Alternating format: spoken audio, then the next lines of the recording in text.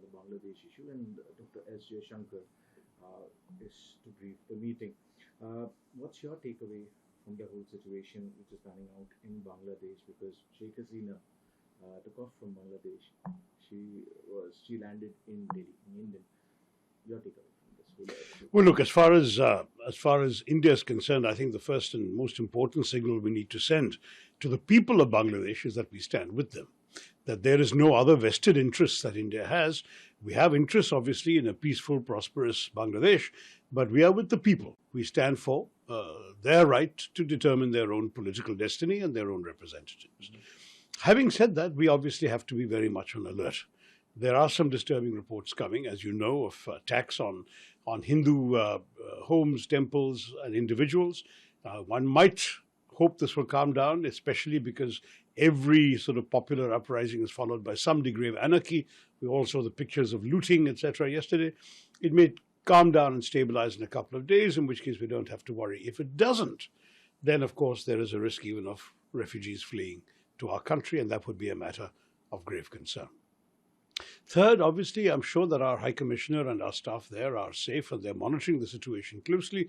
And I hope they're in touch with the new authorities as they emerge. We still don't know who is going to be in the interim government. Various names are being floated, but I think that's going to be an important contact. There are some understandable concerns in India about the increasing influence of the Jamaat-e-Islami, which has taken a very hostile attitude to India in the past, and possible meddling by China and Pakistan, which have always seen Bangladesh as a potential soft underbelly of India that they could fish in troubled waters in. And so therefore, again, we have to be alert. We have to do our own thing. But I believe it would be a mistake to take a hostile attitude to this change, even though we were strong supporters of the previous government, because it is not our business. And I don't think the Indian government will do that. And the Indian government will accept whatever new reality emerges. That's my impression.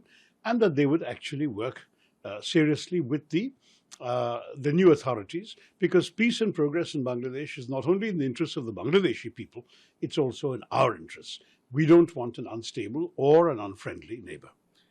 Talking about the interim government, which you touched upon in your previous answer, because there are many names which are floating in regarding this. Mohammed Yunus, who is a Nobel laureate in economics as well. How government of India should deal with the interim government, because we have seen the development which has taken place, the army's role. We have seen trouble neighborhood, which you also spoke about.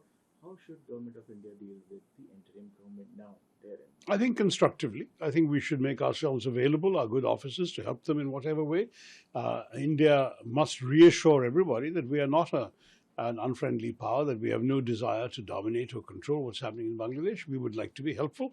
That would be the kind of message that I believe we should convey both publicly and privately. Sheikh Hasina's son also came on record and he said that Sheikh Hasina will not return to politics, because she held that office for last 15 years. Do we see the end of Sheikh Hasina era? Because Khalida Zia yesterday was being announced that she has been released as well. How do you look at the dynamics right now? It's unfolding. No, I think it's very clearly the end of the Sheikh Hasina era, no doubt about that. She's also 76 years old, and I don't think she's going to sit in exile plotting a comeback. I think that would be unwise.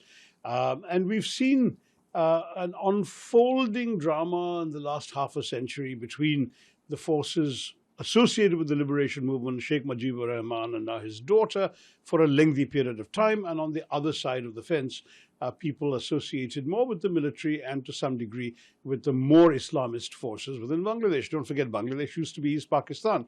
There is a certain, shall we say, basis for Islamic fervor in sections of that society. India has, I believe, engaged fairly constructively with every government, even the governments that were not overtly friendly to us. And I think we'll have to continue doing exactly the same thing. As far as the Sheikh Hasina era is over, I do believe it presided over very important economic growth and progress, but it's not clear that the benefits of that economic growth reach the bottom of the pyramid. And that's why the people who are on the streets protesting don't feel they have much to lose. I'm told that 40% of the population of Bangladesh between 15 and 24 are neither in education nor employed, and that's a damning statistic. So for these people, they welcome a change because they were not doing very well under the previous system, even though the macroeconomic indicators were very good. This is an important lesson for all countries, including us in India. We have to make sure that whatever growth figures the government talks about, that the benefits are reaching the ordinary people of this country. And that's the same logic that perhaps in Bangladesh has failed.